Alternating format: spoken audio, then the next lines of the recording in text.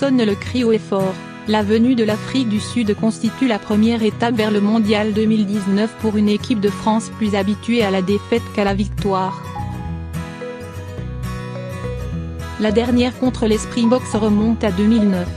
Il est temps de retrouver le parfum du succès face aux nations de l'hémisphère sud. Tic-tac, tic-tac. Dans 314 jours, un original Japon-Russie lancera la Coupe du Monde 2019. Dès le lendemain, le 15 de France dansera un tango argentin en tentant de ne pas se faire écraser les pieds.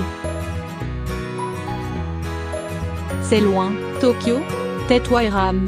Plus les années passent, plus les matelots tricolores ressemblent à des galériens trimballés en haute mer.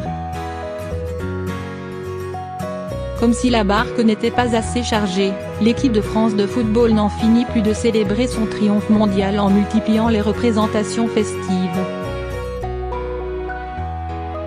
Quand la bande de Deschamps est en tournée de gala, celle de Brunel n'a qu'une tournée ordinaire à offrir. Si ordinaire que le Stade de France ne sera qu'aux 2/3 plein, ce soir. Une équipe qui donne envie au public.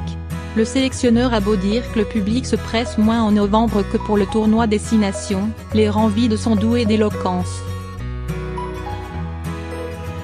Jacques Brunel n'est pas dupe en avouant « Il nous faut une équipe qui donne envie au public de la suivre ».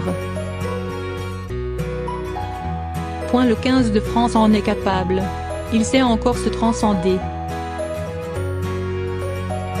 Cela avait d'ailleurs été le cas lors du dernier match joué au Stade de France, en mars, avec un succès majeur contre l'Angleterre, 22-16, son habituel bourreau.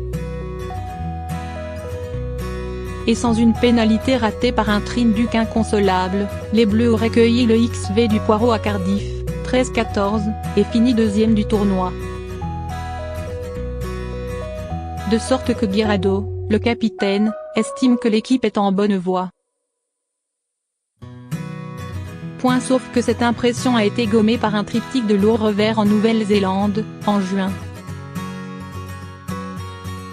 Et qu'il ne reste que 11 matchs avant le voyage au Japon pour remplir le réservoir d'espérance. Le premier est bigrement casse-gueule. Jacques Brunel en convient, nos derniers résultats ne nous autorisent pas à une quelconque forme de prétention.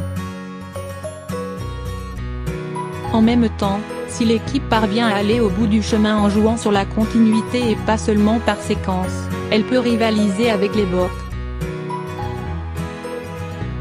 Mais il y a des bouts à rajouter. Il s'agirait au moins que les Bleus se montrent plus réalistes. C'est un peu le souci, abonde Lopez, de retour à l'ouverture après une année blanche. On n'est pas assez juste dans les zones de marque.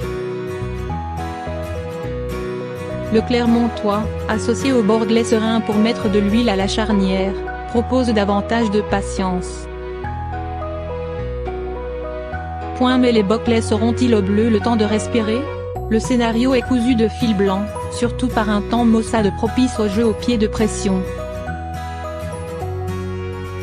À chaque match, c'est simple, ils veulent nous détruire, image Penaud, expédiée à l'aile gauche. Le staff a musclé son jeu avec Aituria, un deuxième ligne reconverti, en position de 6,5.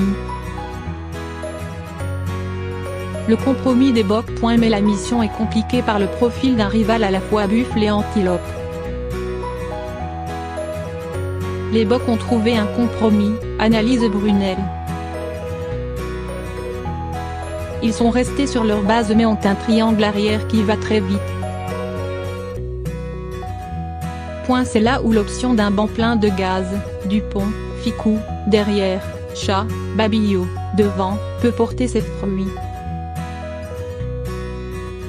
À condition que le 15 de France ne soit pas déjà dans les cordes, sous les deux coups.